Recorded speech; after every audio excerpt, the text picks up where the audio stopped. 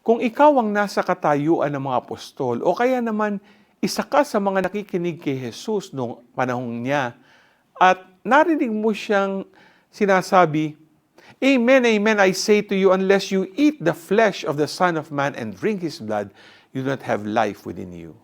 Whoever eats my flesh and drinks my blood has eternal life, and I will raise him on the last day."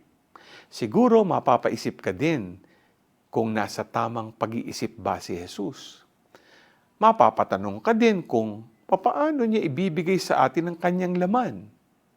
Mawawalan ka siguro ng pasensya sa mga narinig mo kay Jesus at tatalikuran mo din siya dahil hindi natin matarok ang mga sinasabi niya.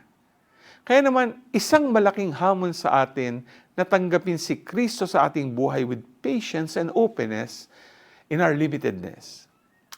Marami tayong hindi maintindihan sa mga pangyayari sa ating buhay. Baka naman, hindi why ang dapat nating itanong kay Jesus, kundi how. Hindi why is this happening to me, kundi how do you want me to respond to the Lord? Ano? G ka ba?